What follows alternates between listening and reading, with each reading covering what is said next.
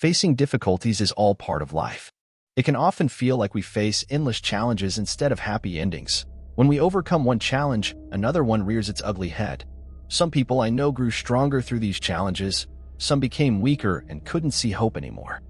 Two friends of mine were made redundant from their job during the recent financial crisis.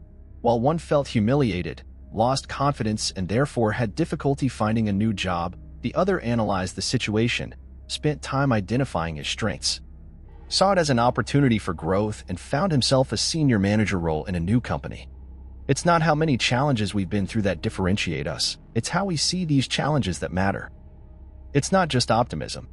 It's resilience. While optimism is a positive outlook defined as the quality of being full of hope and emphasizing the good parts of a situation, or a belief that something good will happen, there is a difference when it comes to resilience. Resilience is defined as the quality of being able to return quickly to a previous good condition after problems.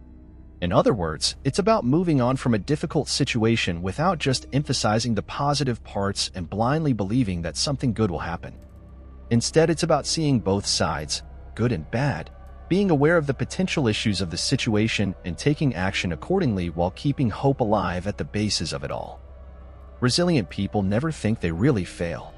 The only failure is when someone does nothing, doesn't try, and just wallows in the injustice of a situation.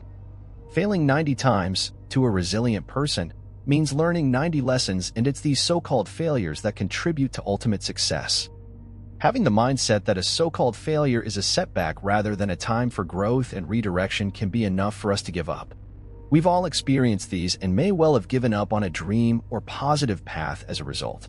But even though these failures can hit us hard, it's actually just a symptom of big success, because most of the huge successes in our life come from 80% failure and 20% intended outcome. This is how the $3.8 billion company succeeded.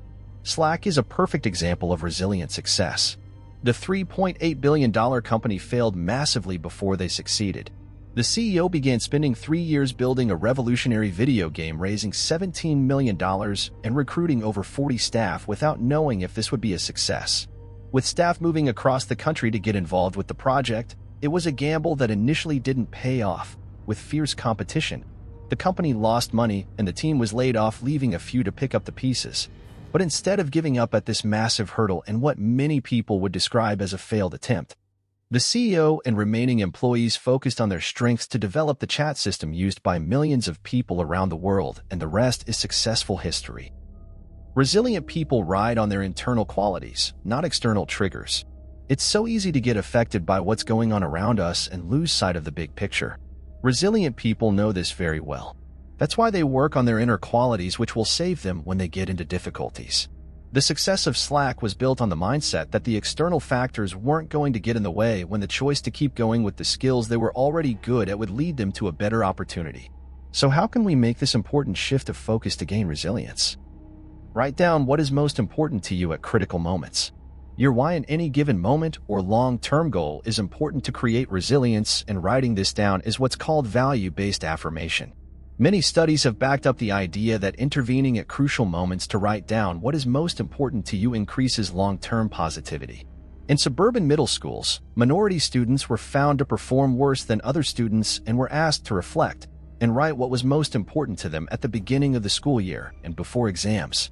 By doing this exercise, grade repetition amongst these students dropped from 18% to 5%. Value-based affirmation helps to shift one's negative mindsets and raises his self-worth. Remembering what is important, especially in challenging times, makes us see the bigger goal instead of the short-term difficulties, and this is what makes us survive.